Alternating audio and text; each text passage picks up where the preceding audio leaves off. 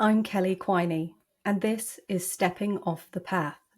Stories of women who stopped living by everyone else's rules and chose themselves instead. Because when your situation becomes intolerable, change isn't just an option, it's the only way forward.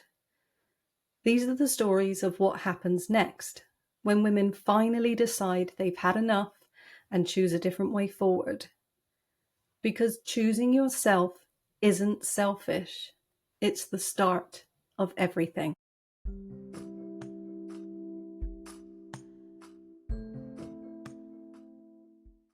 A note about this episode before we begin. We discuss trauma, complex PTSD, addiction and recovery, colonization and racism, grief and anger. Please listen with care and step away if needed. The conversation reflects personal experiences and opinions. It is not medical, psychological, or legal advice, and it is not a substitute for professional care. If you're struggling with substance use, trauma, or mental health, please seek support from a qualified person. If you are in immediate danger, please contact your local emergency services provider. Hey, it's Kelly, and welcome to Stepping Off the Path. Today's guest is Abby Teixeira, a woman-centered trauma recovery coach, author, speaker, and founder of the Reclaim and Rise movement. Abby's story is extraordinary. She grew up in an immigrant family shaped by war and trauma, became a high-functioning alcoholic while climbing the career ladder, and then faced a moment that changed everything. What followed was deep recovery, community healing, reclaiming her Indigenous roots, and breaking cycles as a mother of four. We talk about complex PTSD, relapse as a lesson and not a failure, grief, rage, and what it looks like to parent from a regulated nervous system. If you need proof that a different life is possible, this conversation is it.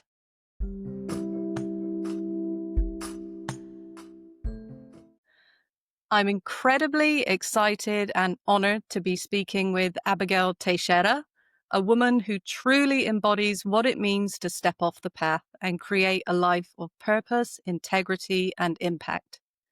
Abby is a woman-centered trauma recovery coach and female business mentor, a complex post-traumatic stress disorder advocate, speaker, 3 times best-selling author, mama to 4 beautiful children, and married to her soulmate.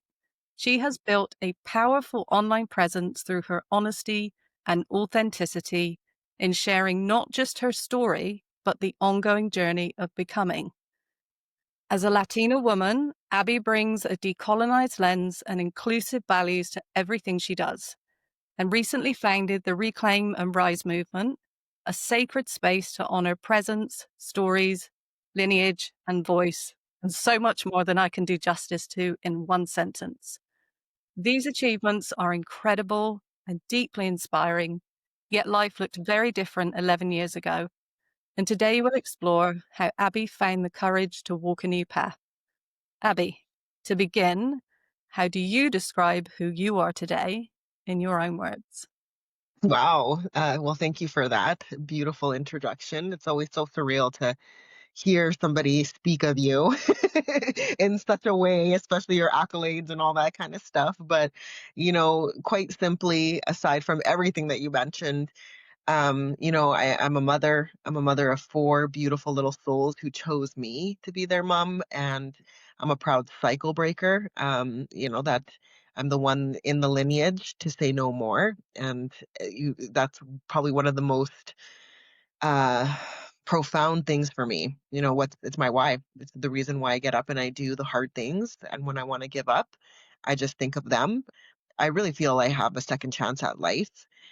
Probably more than a second chance, but it truly feels like a true second chance here. And I'm here to do big things in the world, and it involves a variety of different things, but more than anything, really have learned to transmute and alchemize all the pain and the suffering and the horrible things that I experienced in my life. There was nothing that I could do to change that.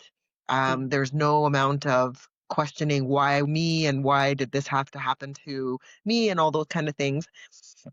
I've just really accepted the fact that it happened, to me, but it Mm. isn't me. It doesn't have to define me. And, that's what my life's mission has become, really turning my pain into purpose, and Mm. something that will not only just span my work, but my children and their children. I was actually on a panel last night, a panel talk, and I got to share on there about one of the quotes that really stands out to me and is just so powerful, and that really just encompasses who I am. Is, I've chosen to be to heal, be the one to heal in my family lineage, and as such, the gift in that is that I get to heal the 7 generations before me and the 7 generations after me, right? Wow. And how deep that is, right? And so that's who I am. I'm knocked off my feet, Abby, and you mentioned a few times this was your second chance, so, and you've alluded to it. So if you feel comfortable, can you take us back to your early years and what did life look and feel like for you when you were growing up? Yeah.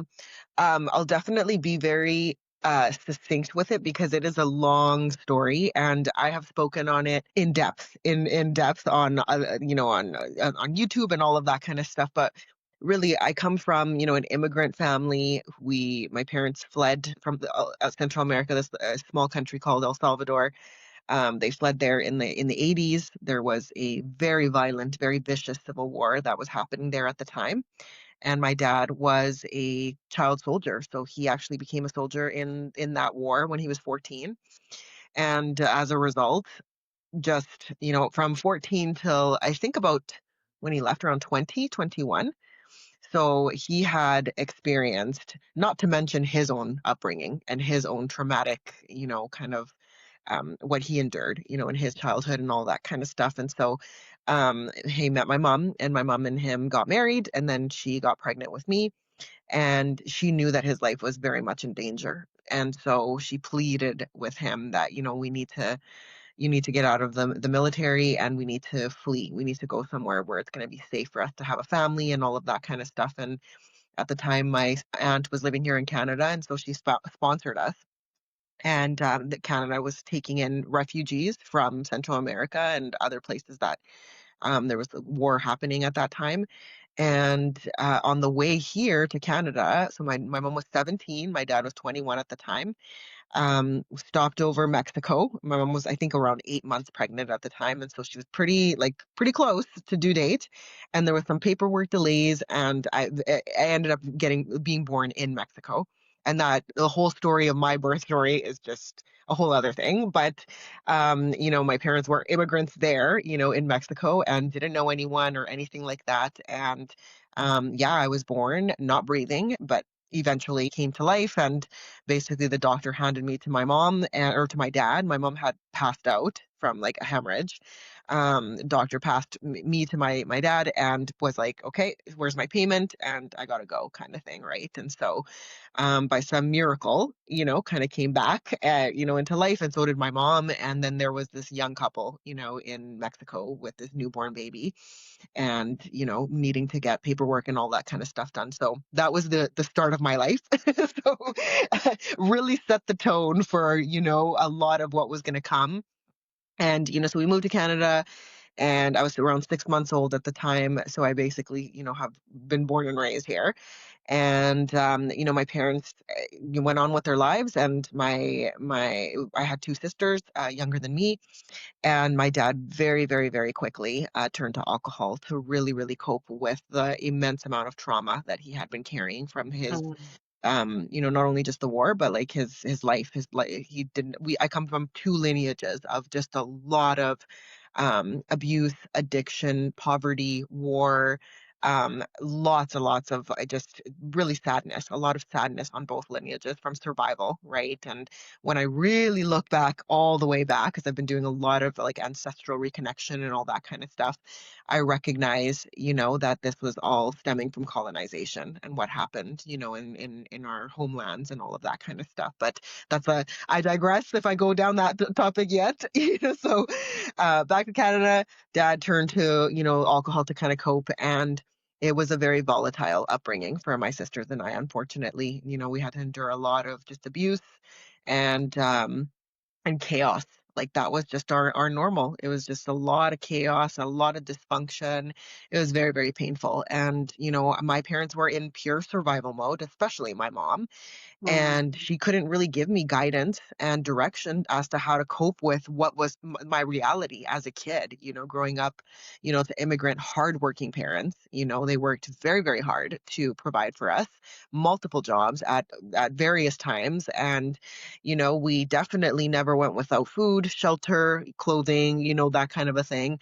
But the the home life was just very, it was sad. It was very, very difficult. And so because of that, I ended up turning to drugs and alcohol when I was a teenager, 15 years old. And that Mm. led me down a path of addiction for a solid 15 years after that. And Wow. I entered into recovery 11 years ago this month. So Yay. that is the nutshell of growing up. But Mm. yeah, lot of adversity, just a lot of trauma and a lot of yeah, darkness, a lot of Mm. darkness. Mm. You were speaking, and I can hear what young kids your parents were. Hmm. You said what your dad came through, and then we sit here as, well, I'm 48, you're a ways off that, but imagining an 18-year-old woman leaving home and that journey, Yeah. that's pretty intense. Mhm. And you've mentioned for yourself being a Latina woman, what were some of the messages you received about who you needed to be, who you Mhm. should be as a girl, as part of your family? Mhm. Yeah, that's a really great question. When I think, because I mentioned how I've really been diving deep into my roots and reconnecting with my roots and my ancestors and really looking down my lineages and all of that kind of stuff. And it's very eye-opening what has come through this kind of exploration that I've been on, this journey of exploration and rediscovery and reclamation. And, growing up, it was, we were very much the minorities, like my parents moved a lot. And so I went to so many different schools, and a lot of them were predominantly white. And, I stood out a lot. And, we were very much encouraged and forced to really assimilate, right? Like, my first language was Spanish, but as soon as I started going to school, I wanted to fit in, right? And so of course we learned English, and then we're bringing that home, and then eventually we're only speaking English, things like that. That just becomes very normal. Even to this day, like I speak to my parents in English and they speak back to me in Spanish. And so it's always kind of been this way. And so I understand it perfectly and I speak it, but I'm very, very self-conscious about it because it was almost like embarrassing to be different, growing up. Right. And so I would hide lots of parts of myself. I had to mask a lot. Um, and try my hardest not to stand out when I already knew that I did, and even culturally, a lot of in Latin cultures, skin color is a big thing. Like the lighter you are, the more blessed you are, the Wow. more desired you are. It runs like colonization runs very deep, very, very deep, and even within Latin communities and cultures, there's a lot of looking down upon other cultures who are very, very, very clearly indigenous, right, in roots, where they look more darker, they have the more indigenous traits and all of that kind of stuff. That's very undesirable. You do not want to be called indigenous.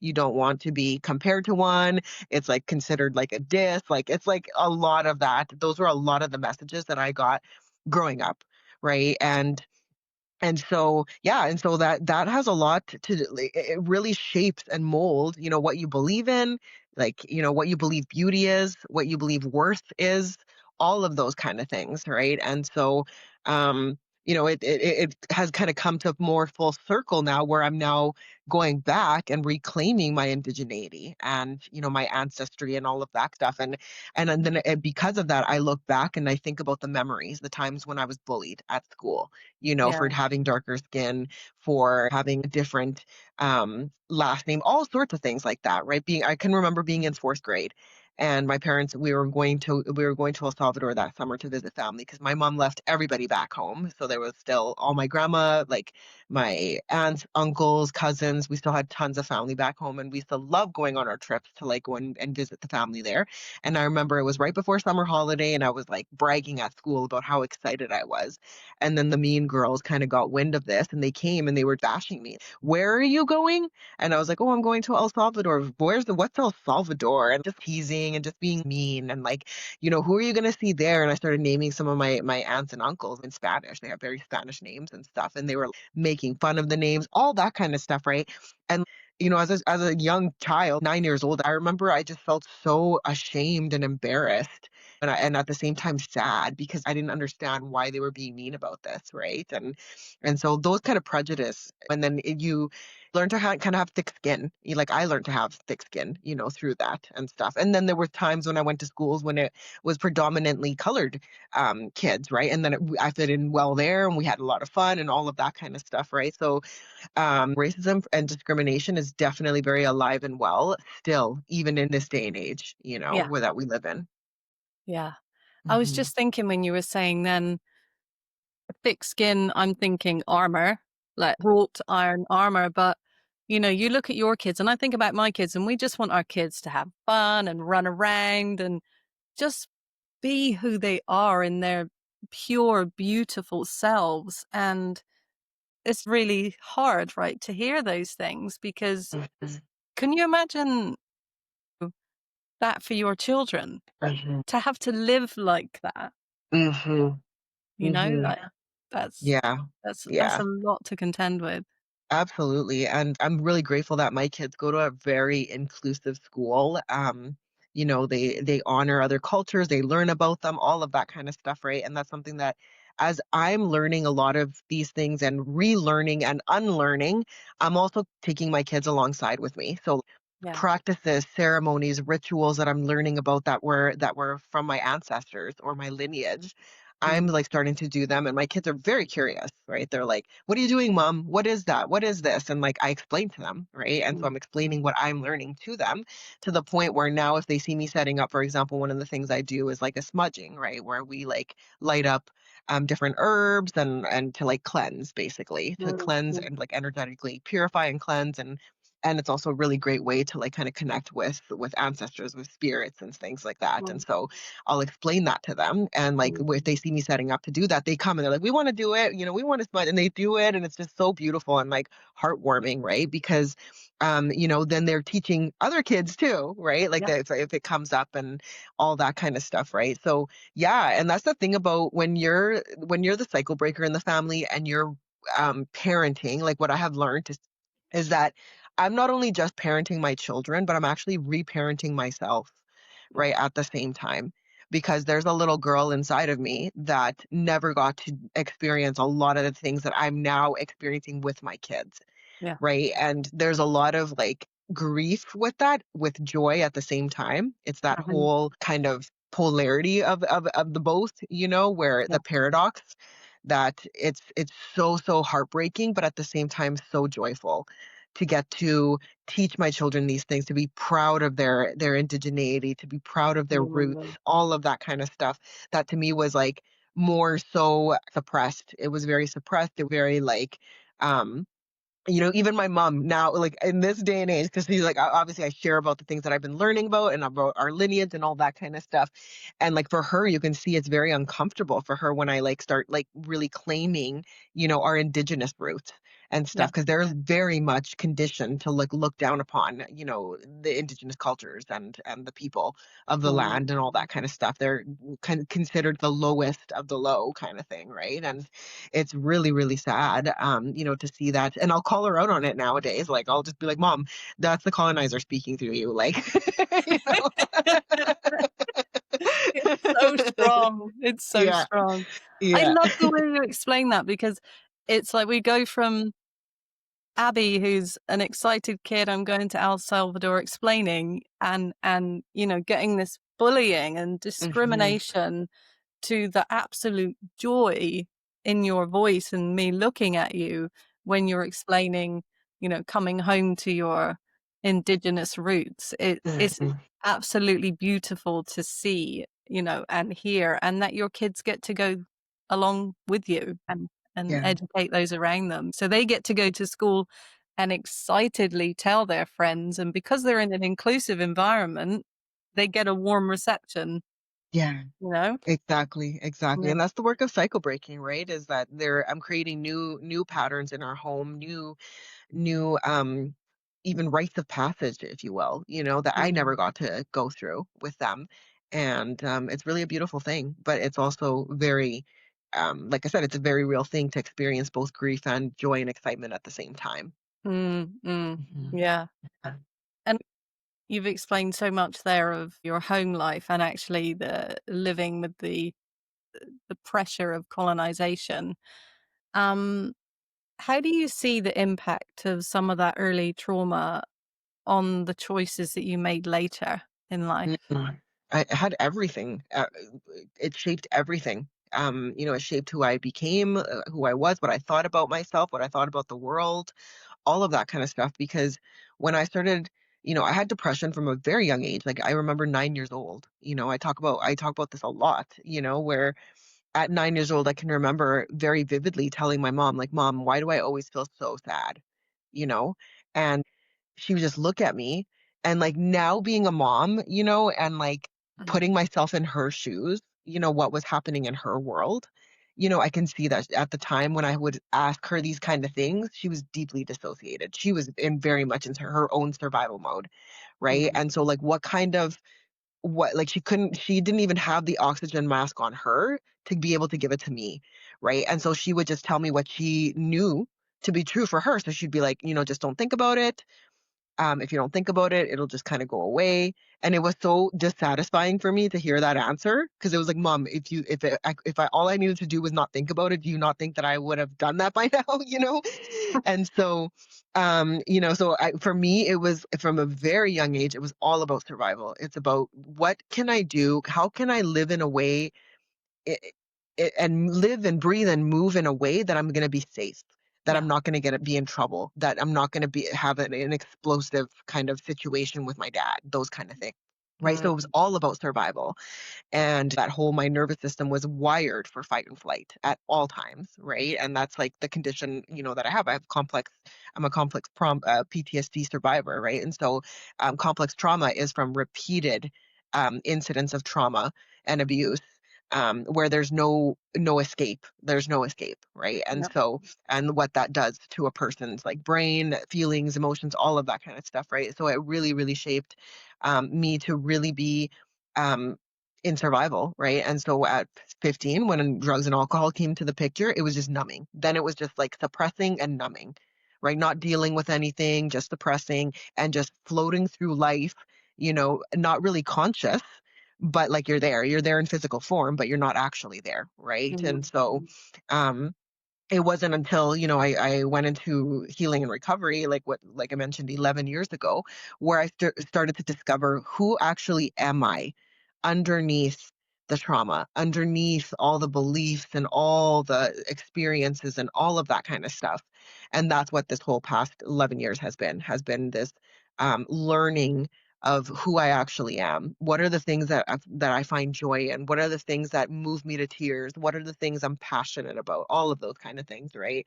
But Mhm. it wasn't until I got rid of the substances that was keeping me in a fog and numb that I was able to actually inquire and have that kind of a journey, because childhood and teen years was survival for me. Mm. Mm. And you've really explained really well. And as someone who's experienced similar, I very much understand the self-medicating, right? Another term they'd call it. But you don't realize at the time, right? You're just doing it to feel well, to not feel, I would say.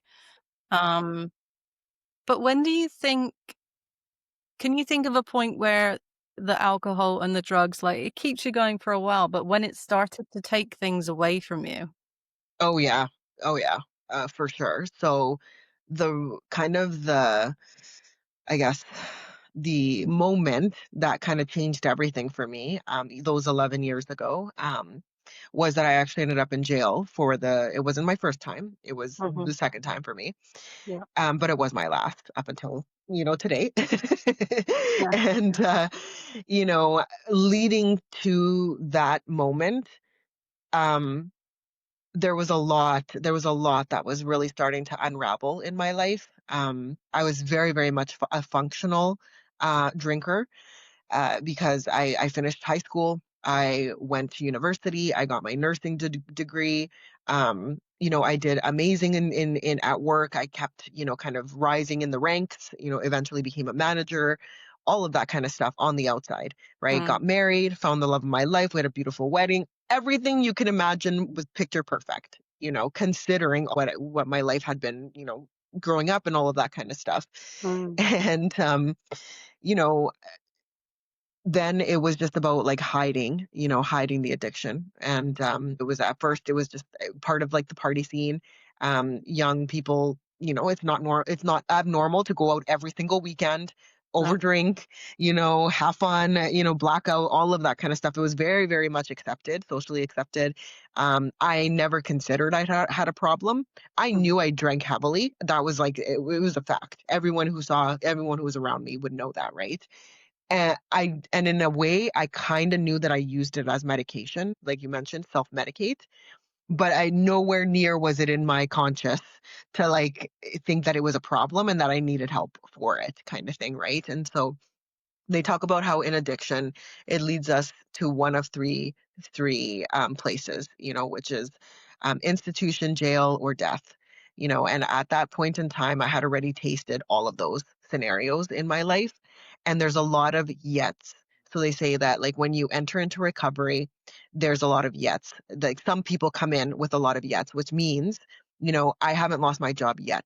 I haven't lost my car yet. I haven't lost my relationship yet, but those right. are all things that eventually you end up losing when you consistently pick the addiction over everything else, right? Which is very, very common that happens to addicts, right? And so Mm, up until that point, I had kind of kept it together.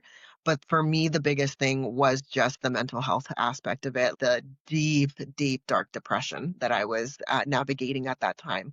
I would go to work all day and I would come home and immediately I knew I had, like alcohol in my freezer, and I would pull it out and I would drink until I blacked out. And I did that almost every single night.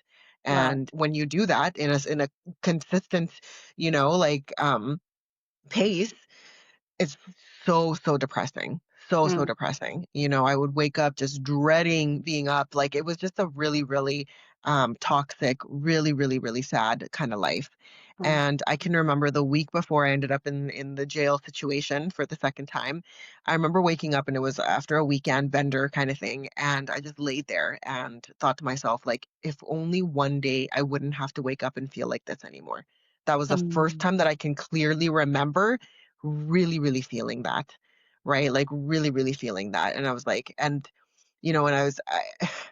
I hadn't prayed or anything like that to like, anything bigger than me for a very long time. And in that moment I did, I prayed and I said, like whatever is out there, I need help. I need help.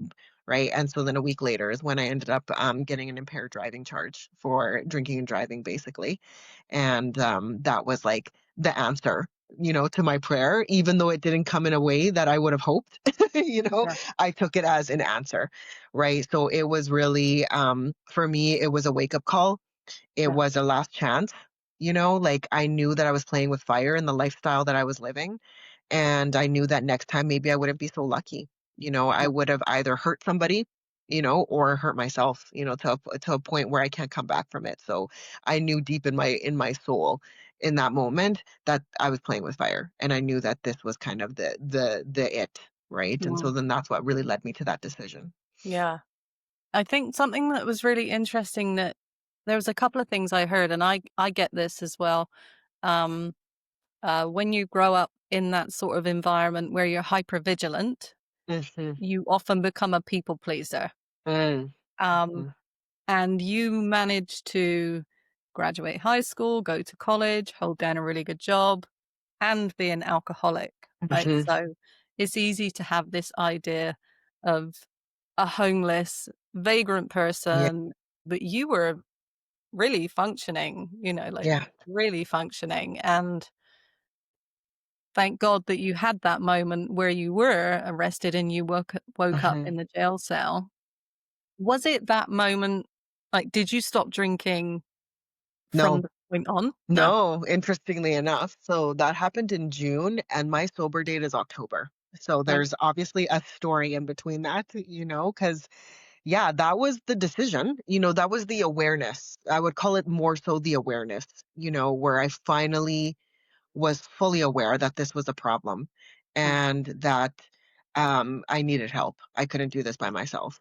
Like and at the time I also didn't know what this was going to look like, what it was going to take, nothing like that. There was no role Um, models that I had to look up at and say, wow, like this person really has my story and like look what they did kind of thing. There was no blueprint, path, anything. I just knew I was aware that this was a problem and that I needed help. And therefore I was going to do whatever it took, to kind yeah. of to get that help.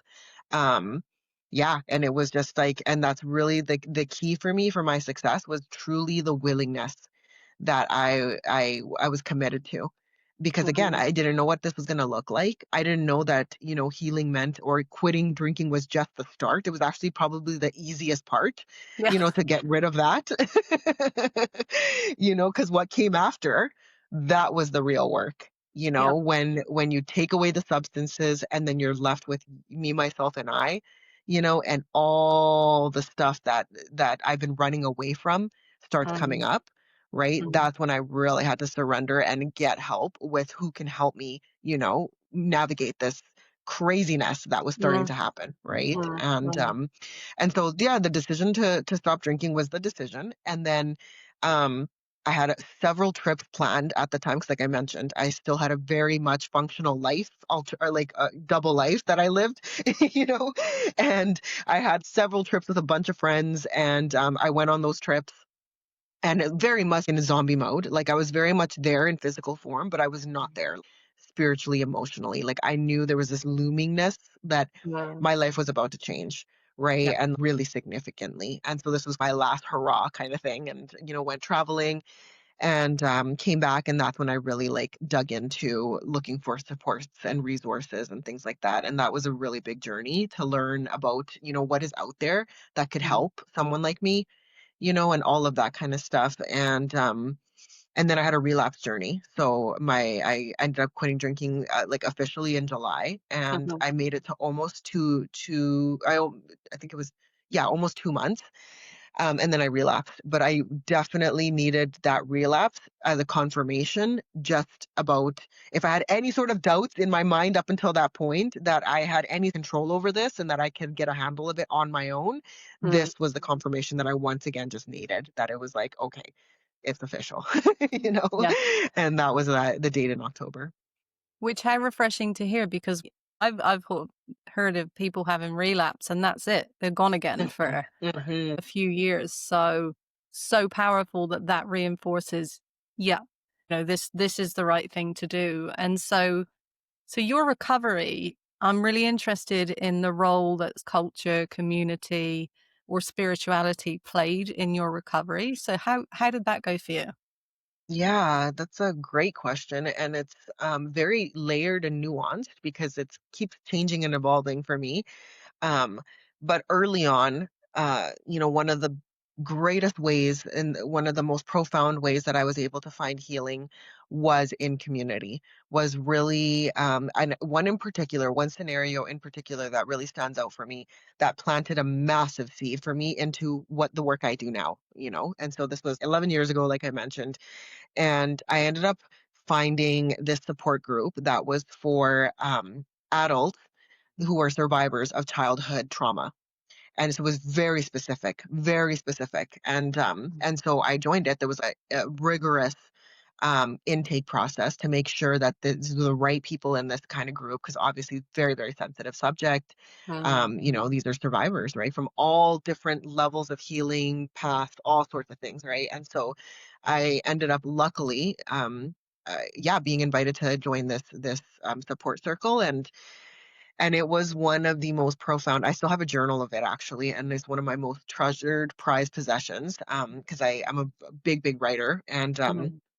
after these sessions, I would come home and I would journal about them and like what I was feeling and what was coming up for me, all of that kind of stuff. So every once in a while, I like to go back in there and read some of those entries because they're just so surreal to look at, Mm. from now being in the future. But that was one of the best ways because for me and for many survivors, one of the key things that we kind of battle with all the time is just deep isolation and loneliness, thinking that we are the only ones, that nobody could ever understand what we've been through, that a lot of my story is unspeakable, no one can even hear about it, all of those kind of things, right? And that is a very heavy weight to carry, Yeah. very, very heavy burden to carry, especially as a child, when you're Mm. literally feeling like you're carrying this dark cloud with you everywhere you go, that you can't share with anyone or anything like that. And so sitting in circle and hearing, survivor after survivor, and it wasn't like it was a trauma dump kind of situation. We were there, and to be honest, we didn't even get to hear details about our individual experiences. It was more raising awareness to how that's affected us now as grown Mm. adults and that has manifested in our lives. And there were people in that circle who had incredibly difficult lives. Like it was so eye-opening. And I just remember thinking that heavy burden that I had been carrying for all of my life, it got a little bit lighter and it got a little bit looser. And Mm. then more than anything, what was more powerful, the most powerful thing about this circle and any type of healing and circle and community is that when you speak out the things that you felt one day that were unspeakable, they live in shame and secrecy. And the minute that you bring light to it and you're able to speak about it, that shame and secrecy dissipates, right? Mm. Because you brought it now to the light. And what actually comes through that is actually freedom. It comes, freedom and liberation, knowing that first of all, you're not the only one, you know second of all, like there's actually others who have experienced similar things as you, and by you naming this, you give others the opportunity to be able to finally see themselves in someone, right? And then that whole like I'm alone kind of thing really, really dissipates. And so that Mm. was really, really powerful for me to experience, and it was a big, big way that I've healed in through the spirit of community, Yeah. right? And, aside from that, my whole spiritual journey about higher power, all of that kind of stuff, that in itself could be a anthology or like write Mm. about. But I have always been a deeply spiritual person. I have encountered, kind of religious abuse, and that's, like I said, it's a tale for another time. But, Mm. I'm at a place now where yeah, it's just a really, really beautiful place of understanding, kind of my place in the world, who's around me, like how I'm protected, all of that kind of stuff, and just really learning to reconnect with my intuition, my self-trust, all of that kind of stuff. It's been really, really beautiful. Mm. I think you really shone a light on something there. When I was a parent coach and I was with groups of women, I would often say to them, shame breeds in silence.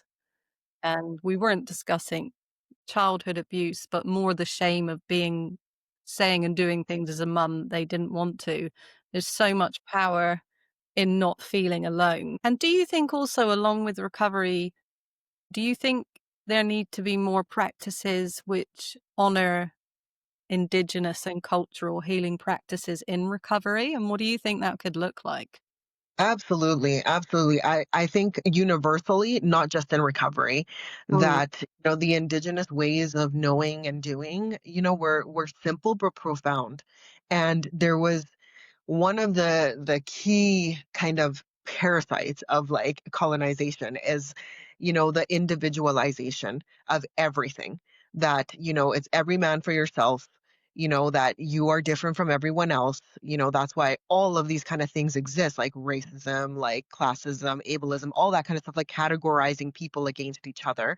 Whereas like in indigenous ways of knowing and practicing, everything was done in community, right? There was no one man for yourself, like everyone gathered together, and something so simple as having gatherings, of whether it's if you only want to focus on women and femmes or men gathering together, like mm, once again to like speak, to story tell, to share wisdom with each other, to hold space, like all of that kind of stuff. There's something so profound and healing about just even something so simple as that. mm, That's a lot of the work that I've now started to incorporate into my own work, right? Because I've seen the power of it, I've experienced the power of it myself, and now I'm able to facilitate that myself with the women that I work with as well, and be able to like hold space, and I get to witness it in live action, the power that yeah, this has, right? And how beautiful it is, and how healing it is.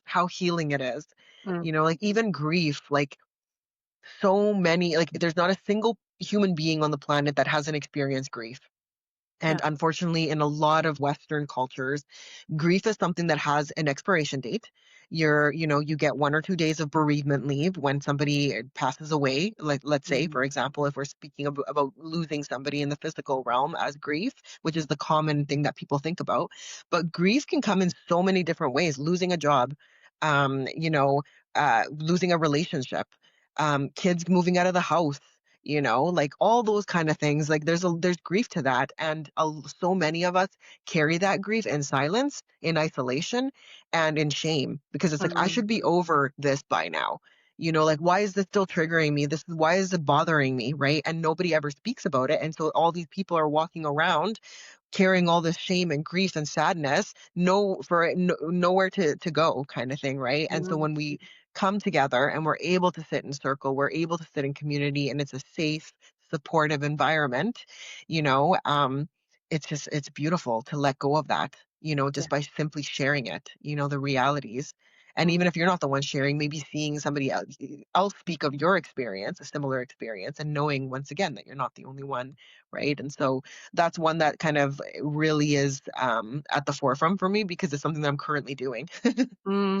yeah, Yeah. yeah. And I love that when you share, you're so open about, well, this is a journey that I'm still on. And it's brilliant hearing about what helped you get through recovery. And I'm curious, when did you have any ideas about parenting? Because personally, I was adamant I was never going to have children because I didn't want to mess them up. And Mm, I'm curious, how long after maybe you got sober was there an idea, or what your thoughts on parenthood yeah. were? Yeah, I love talking about this, because parenting has also been, yeah, one of the greatest teachers of my life, being a mom. And similar to you, I didn't want to be a mom. It wasn't ever anything that I thought about, dreamt about. I was never the little girl that, was like, one day I'm going to be a mom. Like, never. Like, that was not me. And it was because, realistically thinking, now I realize it was because I just had no relatability to kids. I Yeah. never really was around them.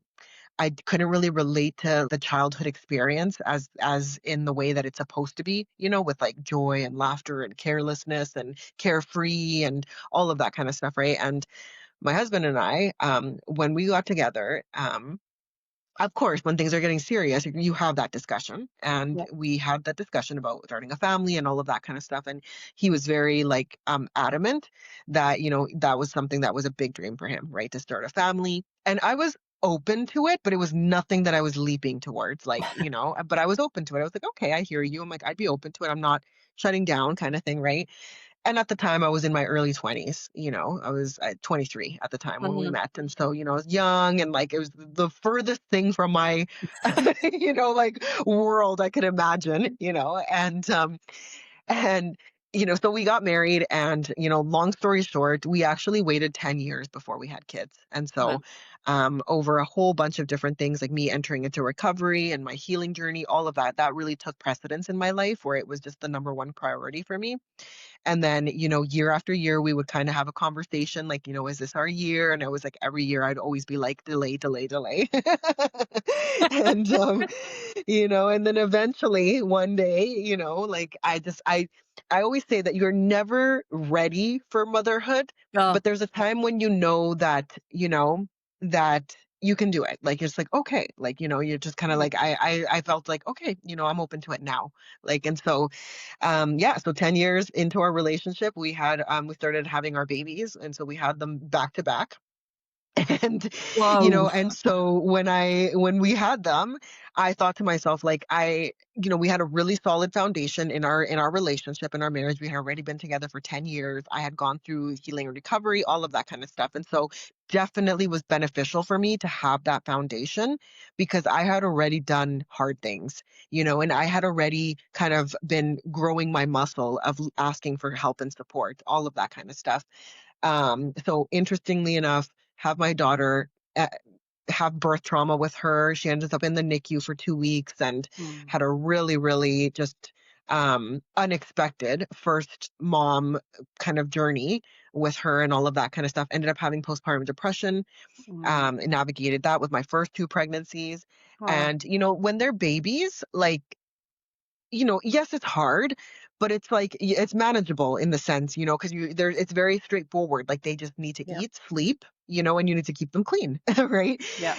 But once they're starting to evolve into their own little beings, that's when the fun really began for me. So, like once they enter the toddler years, and they have the big emotions and the feelings, and they start talking back and talking to you and all of that kind of stuff, that hit me like a train. Like, Yeah. it really did, Yeah. because suddenly I was experiencing um it, like, almost like an out of body experience, like they would react in very normal childhood ways, but for me it was like not safe, right? Like when I would experience them reacting in a way that wasn't safe for me was incredibly triggering for me. And I would have these automatic responses or reactions. I'm not even going to say responses. They would be these automatic reactions that were scary to me, right? They came from the subconscious for sure, of like how Mm. I was raised and all of that kind of stuff. And so that began one of the most intensive and ongoing journeys of my life, which is, like I said, the cycle breaking, the parenting, and the reparenting. I don't know if you can hear Yeah. them in the This is the reality of being a parent. I think what I was surprised by, I agree with everything you said, but the level of rage that came out in me, and because my little Kelly was going, well, hang on, I didn't get any of that. Why do they? And that was really shocking to me, because it is a very young response, right? And I that really knocked me sideways, and to even admit that, because it sounds ridiculous. I was like, I can't even believe I'm saying this out. It sounds ridiculous. But she was annoyed. She, this wasn't okay. I didn't get this. Why do they get that? And I wonder if it sounds like you experienced similar. Yeah. Rage and anger is definitely one of these things that, even in my work, like, with clients and things like that, like, and I'm sure you can also attest to this, that whenever anger or rage kind of comes up, it's almost like a taboo kind of topic, right? There's a lot of shame around it. Oh yeah. Because many of us, trauma or not, traumatic childhoods or not, there's not a lot of us that were taught emotional maturity. There's not a lot of us that were taught how to process healthy emotions. And anger is one of those things it's a healthy emotion. Mm. And my son, my oldest son, he's 5 now. And I always like to talk about him specifically because he's one of my greatest teachers as well. Very, very intense, very, very, he feels deeply, this kid, like just Mm. very raw in his expression. And his favorite emotion is anger. And one of my friends was like, I love that his favorite emotion is anger. Like, I know. I'm like, isn't it awesome? Like, and I talked to him. So this is okay, I'll share prior and then now, because Yeah. early on when he started to kind of really express himself, like he goes from 0 to 100 very quickly. Like if he feels that somebody was unfair to him or just like any sort kind of situation that really rattles him, he Mm. just gets angry, like immediately, and like angry. And in the early time days when he was like 2, 3, he would throw things and stuff like that, right? And so incredibly triggering for me to experience that, Mm. as someone who I was never allowed to like act like that around my parents. Like, are you kidding me? I could never be like have rage or have a tantrum or any of that stuff, right? And so super, super triggering for me and so that I had to really, really work hard to rewire that pattern of like reacting in a way that would shut him down. Cause that's what the way Mm. that I was taught is that you need to just shut it down. Right. And so, yeah, like on the outside, it looks like a kid is maybe behaving, but what's really happened is that that kid has actually shut down. Right. And so therefore they're just like, yeah, like it's just like almost like a dissociation almost that happens. And sometimes that did happen. Right. And so Mm. really interesting to start to learn about that and then start to explore my own rage and anger, right? And that's something that had been so suppressed because when you were sharing about your inner little Kelly, I have a little Abby, and she gets very angry sometimes too. It's like, how dare you do this when like I was not allowed to do that, Oh yeah. like, or I never got to do this and like all these kind of things, right? And sometimes instead of suppressing her, I've had to learn how to process it in a healthy way, Mm. like in a way, whether it's driving in my van with my kids are not there, windows down and I like scream, like I have like a scream fest, and Yeah. that eventually turns to crying, like things Yeah. like that. Cause it has to go somewhere. It Yeah. has to go somewhere instead of it being bottled up all the time and then exploding in these situations, where it's like so delicate and sensitive and like the littlest thing will make you kind of blow up, right? And so very, very interesting to learn as we go. Right? And to be able to yeah, hold space for ourselves so that we can learn to hold space for our kids when they are also having hard times, and hard feelings and all of that kind of stuff. Yeah. And what a Mhm. gift you are giving them by parenting yourself again, learning to process your emotions, not react. I totally get that. I really like that you said that, react, because mine was literally a naught to, you Yeah. know, explosion. And I just love this journey. And I'm thinking, now sat here, Abby sat here, kids, husband, the journey that you're on. Did you ever imagine that that was possible? No, no, no. And you hear it all the time and it kind of sounds cheesy, but for real. If someone had told me, 11 years ago that this is what my life would look like today, I could never imagine it. Mm, I could like to be a mom of four, you yeah, know, to be in recovery, alcohol free for 11 years, like to become a coach, to be a speaker, all of those kind of things. Like me, what me? yeah, Like, yeah, so no, I when like again when I made that decision 11 years ago, I truly knew it was a live or die kind of decision, that it yeah. was like, I either do this or I die. So that was my motivation, is if I don't do this, I could die. And what could happen to the people that love me and what kind of legacy would I leave behind? And I'm now in the place where I did not go through all of that to play small Yeah. anymore. And that's why I hold on to that second chance kind of thing, right? Where it's like, Mm, like I love this quote and I've shared it multiple times because it really resonates with me. But like literally, I did not crawl through the shards of my brokenness to like mm, play small, yeah. right? And so that's why I'm so convicted and so excited about where my life is, the possibilities, that have opened up for me, and more than anything, the impact that this creates, the ripple effects that by me continuously showing up and stepping up and all of that kind of stuff, what that creates for other people, Mm, right? Because like I mentioned in during our conversation at one point, I didn't have role models. I didn't have other women that I could look at and say like, I like that's somebody like me, And so now I've become, not only have I become my own role model, but now Mm. I can also be a role model to others Yeah. who constantly fill my DMs, constantly message me, to share with me their Me Too stories, right? That it's like, oh my goodness, you spoke, like you put words to an experience that I also had, and all of that kind of stuff, right? And I Mm. could have a whole episode, talking about all the amazing things that have happened Yeah. because of the choices that I've made and how it's affected other women, right? It's just a Yeah. really, really beautiful journey. Yeah.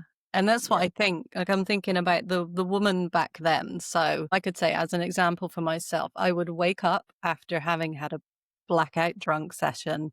I had shivers going through me, nausea not far, like an Mm, axe was in my head, but that was dwarfed by the anxiety, the shame, the what did I do last night? And I'm wondering, for a woman who's there, what would you say is the next smallest step that she could take? yeah.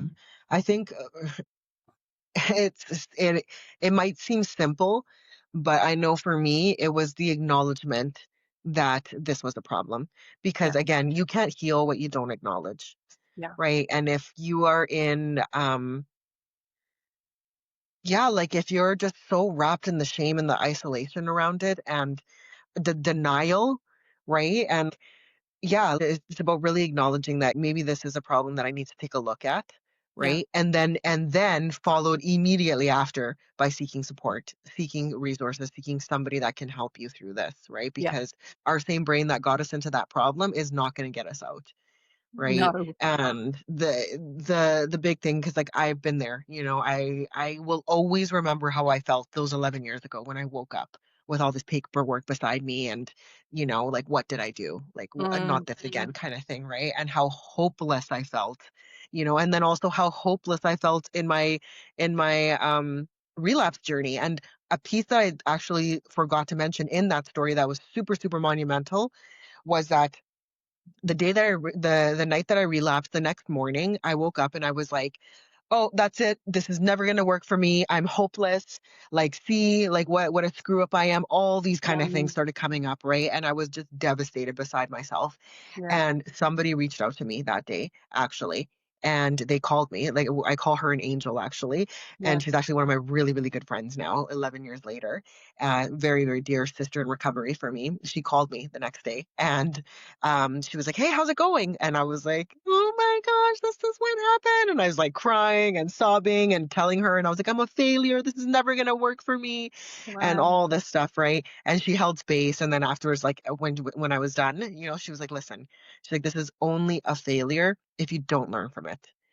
yeah, Like this can be a lesson if you learn from it. And this is, and I took that principle that she shared with me to everything I do now, mm, where any time that I think that I've hit a failure, it's actually a lesson because I'm going to learn from it. I yeah, am going to learn and grow from it so that I don't do it again, or I can actually help somebody else avoid that and all that kind of stuff, right? And so yeah, I would say to somebody, "You're not a failure. This is a really big initiation and a lesson that mm, you can take into your life, and that I can promise you that we do heal, we do recover, and yeah, you can get better. It's mm. not alone." Yeah, yeah, yeah. And I think that really feeds beautifully into the work that you've done recently, the Reclaim and Rise movement, and how that came about and where you want to go with it. Yeah. Um, so I had the idea a few months ago that because like I said, like I've been on this kind of journey of like reclamation and um learning and all of that kind of stuff. And once you start, and like decolonization and all that kind of stuff, and I always say that once you start to see things, you can't unsee it. And Hmm. so I started to really, really see how, decolonization was seeped into everything, and, or like colonization was seeped into everything. And just around the patriarchy and white supremacy and all that kind of stuff, it just Mm, gets in your face. And I started to notice that, in a lot of the rooms that I was in, I was always, the minority. I was always, kind of the only kind of colored person, colored mm, woman. And I was like, why is that? I started getting so curious, right? And there's a whole bunch of reasons why that exists. Cultural barriers, financial barriers, Mm, all sorts of things, right? Opportunity, privilege, all of that kind of stuff. So for me, it felt really important to start to amplify and, really bring out of the weeds, like all these incredible women of color who mm, have gifts, who have a message, who have a story to tell, who have, like they have potent medicine in their own right to give to the world, right? yeah. And so that's really become a passion for me to be able to work with, women of the global majority. Mm, And these are coaches, they're healers, they're mothers, and so I created this space called Reclaim and Rise, and it was a free monthly gathering, and I had women sign up and come in, and every month was a different topic. mm, So we covered things like grief, money, we covered visibility, right? And mm, so I would do a little teaching and then open it up for conversation. And the conversation, that's what I mean, the circle, right? When you open the circle and everyone starts sharing, yeah. that's where the magic really is. And it's been really, really beautiful to build a community in that way. Mm. And will you do more of that? Oh yeah. Oh yeah. So Yeah. I started it off as a 3 month thing. So it was just a 3-part series. Now we're in integration mode for myself as we're in the fall. Um, and so I'm in integration mode right now, and I'll be relaunching another 3-part series in the new year. So I'm really excited for that, just because it was just it filled up my heart and my cup, and it also was so beautiful for other women to be able to show up in this way, to be Mm, supported in their shares and in circle, and to gather wisdom and healing, through that. yeah. It's amazing, and I have looked at it and seen the reviews that you've had from the people who've attended. And it certainly seems like you're going to have a lot of people interested in the next intake. So, so apart from that, Abby, like, what do you think is possible for you now from here onwards? Yeah, I think you know, anything is possible. Anything is possible, but the things that I'm most really committed to right now and really excited is, continuing on with my own personal visibility, my own personal journey of reclamation, continuing to speak out about my experiences, I'm very, very much for speaking from the scar, not the wound, right? And so Mhm. I know you and I both love human design, and that's something that has really changed my life as well. Mm, And, bringing that work, weaving it into my own work and bringing it out into the world has also been really, really important. Um, so I think, yeah, and then raising my children, raising my 4 babies to yeah, become their own, healers, their own incredible humans in the world, and the ripple effects that that creates, is amazing. I used to have a saying that kind of like a mission statement for myself that, I'm really here to help heal family lineages one mama at a time. yeah, Right. And I truly believe in that because, we are, as mothers, we are the nervous system of our household. yeah, Right. And if our nervous system is in a state of calm, of joy, then our family is. Right. mm, And that we can't get that way unless we actually, again, put the oxygen mask on ourselves first, yeah, be able to fill ourselves, to be able to know know and love ourselves so deeply that we take care of ourselves in a way that we come out and it's overflowing, right, in abundance. And so, yeah. being able to pass that down is a big honor for me, and I see that as being big, really possible. Mm, mm. The Mhm. intergenerational impact of that is massive, and I think hearing your story today and your journey has been amazing, and I am incredibly thankful for having had the chance to be able to speak to you. It's so inspirational, Abby, and I think wherever you are in your stage of journey, recovery, life, you're going to get something if you listen to what Abby shares. And on that, where can our listeners find you, Abby? Yeah, absolutely. I love social media. I have a love-hate relationship, but I love social media. And my main place is Instagram. My handle is uh.vee. So, like, just add me and DM me. I'd love to meet you in that way. I'm also on LinkedIn. I'm also on Facebook as Abigail Teixeira, and I'm sure you'll have that linked in the show notes. I will. Yeah. Yeah. Thank you again, Abby. It's been wonderful to speak to you. Thank you so much. Thank you.